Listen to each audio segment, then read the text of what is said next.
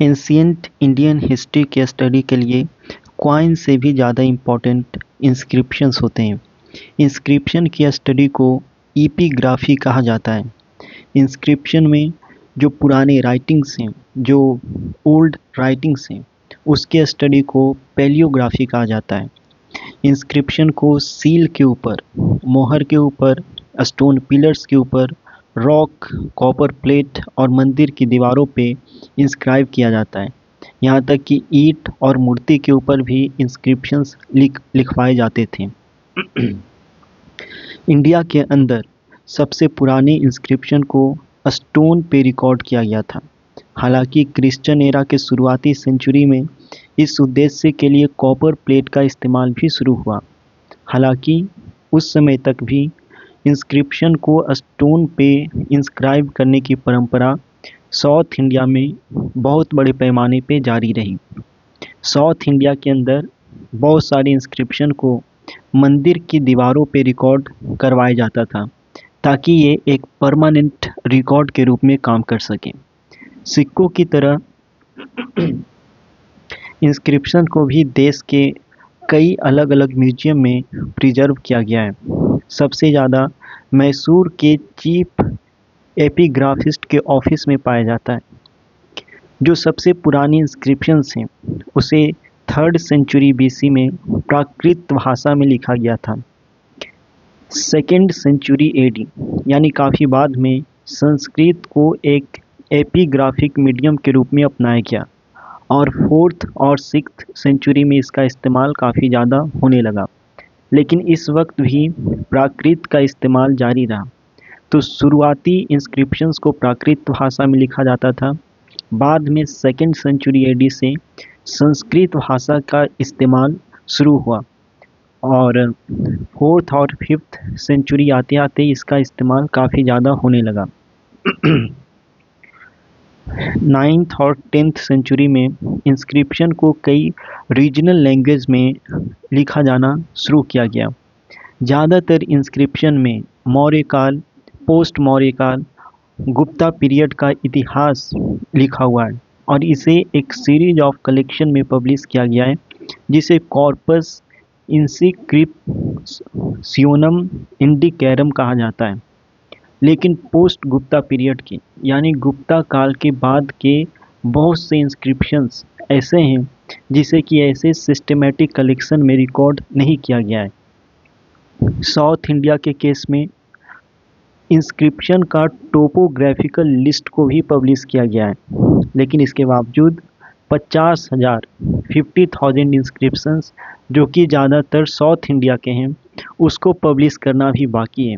तो अभी तक के रिसर्च के बावजूद बहुत से ऐसे इंस्क्रिप्शन हैं जिन्हें पब्लिश करना भी बाकी है। हड़प्पन इंस्क्रिप्शन जिसको डिकोड करना, डेसिफर करना अभी बाकी है। हड़प्पन इंस्क्रिप्शन को अभी तक डिकोड नहीं किया जा सका है। इसे पिक्टोग्राफिक स्क्रिप्ट के फॉर्म में लिखा जाता था, जिसमें विचारों को, ऑब्जेक्ट को पिक्चर के फॉर्म में, इमेज के रूप में जाहिर किया जाता था। ज़्यादातर जो अशोक के इंस्क्रिप्शंस हैं वो ब्राह्मणी स्क्रिप्ट में लिखे हैं। ब्राह्मणी स्क्रिप्ट लेफ्ट से राइट की तरफ लिखा जाता है। हालांकि इंडियन सब कॉन्टिनेंट के नॉर्थ वेस्टर्न पार्ट यानी पाकिस्तान, अफ़गानिस्तान के इलाके में जो अशोकन इंस्क्रिप्शन है वो खरोस्ती स्क्रिप्ट में लिखे हैं। खरोस्ती स्क्रिप्ट को राइट से लेफ़्ट की तरफ लिखा जाता है। तो ब्राह्मणी स्क्रिप्ट को लेफ़्ट से राइट की तरफ लिखा जाता है, वहीं खरोस्ती स्क्रिप्ट को राइट से लेफ़्ट की तरफ लिखा जाता है। हालांकि ब्राह्मणी स्क्रिप्ट पूरे इंडिया भर में इस्तेमाल होता रहा, नॉर्थ वेस्टर्न इलाकों को छोड़कर। पाकिस्तान और अफ़गानिस्तान में जो अशोक के इंस्क्रिप्शंस हैं उसे लिखने के लिए ग्रीक और एरेमिक स्क्रिप्ट का इस्तेमाल किया गया है, लेकिन गुप्ता काल के अंत तक ब्राह्मणी मेन स्क्रिप्ट बना रहा।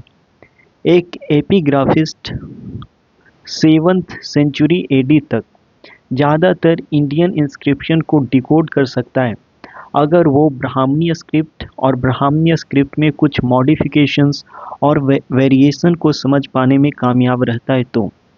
लेकिन 7th सेंचुरी के बाद ब्राह्मणीय स्क्रिप्ट में काफ़ी स्ट्रॉन्ग रीजनल वेरिएशन देखने को मिला, जिसकी वजह से 7th सेंचुरी के बाद की इंस्क्रिप्शंस को डिकोड करना उतना आसान एक एपिग्राफिस्ट के लिए नहीं था। हड़प्पा के शिल्प के ऊपर, हड़प्पा के मोहर के ऊपर जो इंस्क्रिप्शंस मिले हैं वो 2500 बीसी के हैं और कुछ स्कॉलर इसे केवल सिंबॉलिक मानते हैं। इंडियन हिस्ट्री के लिए जो सबसे पुराने डेसिफर्ड इंस्क्रिप्शन हैं वो ईरानी हैं। ये 6th या 5th सेंचुरी बीसी के हैं और ईरान में मिले हैं। ये ओल्ड इंडो ईरानियन और कुछ सेमेटिक लैंग्वेज में देखने को मिले हैं, क्यूनिफॉर्म स्क्रिप्ट में। ये हिंदू और सिंधु एरिया के ऊपर ईरानियों के जीत के बारे में बात करते हैं। बेशक इंडिया के अंदर जो सबसे पुराने डेसिफर्ड इंस्क्रिप्शन है इंडिया के अंदर वो अशोकन इंस्क्रिप्शन है। अशोक के इंस्क्रिप्शन को आमतौर पे ब्राह्मणीय स्क्रिप्ट में लिखा जाता था और प्राकृत भाषा में लिखा जाता था 3rd सेंचुरी बीसी में। ये मौर्य काल के इतिहास के बारे में हमें काफ़ी कुछ जानकारी देता है। अशोक के जीत अचीवमेंट के बारे में हमें काफ़ी जानकारी देता है। 14th सेंचुरी एडी में 2 अशोक के पिलर्स को फिरोज शाह तुगलक को मिला, एक मेरठ में और दूसरा हरियाणा में एक जगह है तोपड़ा। वहाँ पे फिरोज शाह तुगलक को 2 अशोक के पिलर्स मिले। ये पिलर्स को उन्होंने दिल्ली मंगवाया और अपने एम्पायर के पंडितों को कहा कि वो इस इंस्क्रिप्शन में लिखी गई बातों को डिकोड करें, लेकिन वो कर नहीं सके। यही सेम मुश्किल अंग्रेज़ों के सामने भी आई जब 18th सेंचुरी के लास्ट क्वार्टर में उन्हें अशोक के इंस्क्रिप्शंस मिले। ब्रिटिश स्कॉलर्स ने भी अशोकन इंस्क्रिप्शन में इस्तेमाल किए गए राइटिंग्स को डिकोड करने की कोशिश करी, लेकिन वो कर नहीं सके।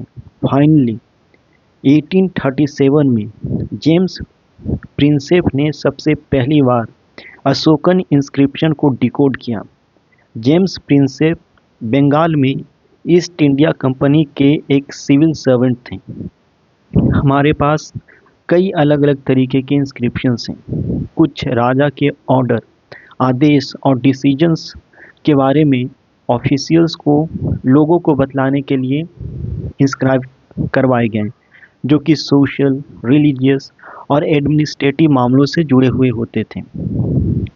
इस कैटेगरी में अशोक के इंस्क्रिप्शंस हैं, यानी अशोकन इंस्क्रिप्शंस मोर और लेस अशोक के आदेश को, फैसले को लोगों को बतलाने के लिए इंस्क्राइब करवाए जाते थे। वहीं कुछ वोटिव रिकॉर्ड्स हैं, यानी मन्नत व्रत के रिकॉर्ड्स हैं। बुद्धिज़्म, जैनिज़्म, वैष्णविज़्म और शैविज़्म के फॉलोअर्स के द्वारा इसे रिकॉर्ड करवाया गया था। इसे पिलर के ऊपर, कॉपर प्लेट, वुडन टैबलेट, मंदिर की दीवार, मूर्ति के ऊपर भक्ति के चिन्ह के रूप में as a mark of devotion record करवाया गया था। वहीं कुछ इंस्क्रिप्शन महान राजाओं, कॉन्क्वेरर के अचीवमेंट और जीत के बारे में बतलाता है, यानी ये प्रशस्ति है। ये यूलोजी में, यानी कि राजा के प्रशंसा में इन इंस्क्रिप्शंस को रिकॉर्ड करवाया गया। हालांकि इन इंस्क्रिप्शंस में राजा की हार और कमजोरियों का जिक्र नहीं किया जाता। अक्सर राजा के डिफीट को नज़रअंदाज कर दिया जाता। इस कैटेगरी में समुद्रगुप्त का इलाहाबाद पिलर इंस्क्रिप्शन आता है। फाइनली बहुत से इंस्क्रिप्शंस डोनेटिव रिकॉर्ड्स हैं। डोनेटिव रिकॉर्ड्स यानी कि दान, पुण्य या चैरिटेबल वर्क को रिकॉर्ड करने के लिए जो इंस्क्रिप्शंस लिखे गए। इसमें पैसा, धन दौलत, कैटल, ज़मीन का दान, जो ज़्यादातर रिलीजियस पर्पस के लिए किया जाता था, उसे रिकॉर्ड करने के लिए डोनेटिव रिकॉर्ड्स बनाए जाते थे। जैसे मंदिर के लिए पैसा दान दे दिया, गाय दान दे दिया, ये दान केवल राजा या राजकुमार नहीं बल्कि कारीगर, अमीर, समृद्ध व्यापारी भी किया करते थे। ऐसे इंस्क्रिप्शंस जो कि लैंड ग्रांट भूमि दान को रिकॉर्ड करते हैं, जिसे मुख्य तौर से राजा, राजकुमार के द्वारा किया जाता था। ये एंशिएंट इंडिया में लैंड सिस्टम और एडमिनिस्ट्रेशन के अध्ययन के लिए काफ़ी ज़रूरी है। और इन इंस्क्रिप्शंस को ज़्यादातर कॉपर प्लेट के ऊपर इंस्क्राइब किया जाता था। ये भूमि दान, रेवेन्यू और गांव के बारे में हमें काफ़ी कुछ जानकारी देते हैं, जो मॉन्क, भिक्षुक, प्रीस्ट, पंडित, मंदिर, मोनेस्ट्रीज, ऑफिशियल्स को दान दिए गए थे। तो राजा महाराजा अक्सर पंडित, पुरोहित या मंदिर को काफ़ी दान दिया करते थे। ऐसे डोनेटिव रिकॉर्ड्स, ऐसे चैरिटेबल रिकॉर्ड्स को भी इंस्क्रिप्शंस में कॉपर प्लेट में रिकॉर्ड किया जाता था। ये जो इंस्क्रिप्शंस हैं ये सभी भाषाओं में लिखे गए हैं, प्राकृत, संस्कृत, तमिल और तेलुगु, और भी दूसरे रीजनल लैंग्वेजेस में इंस्क्रिप्शंस को रिकॉर्ड किया जाता था।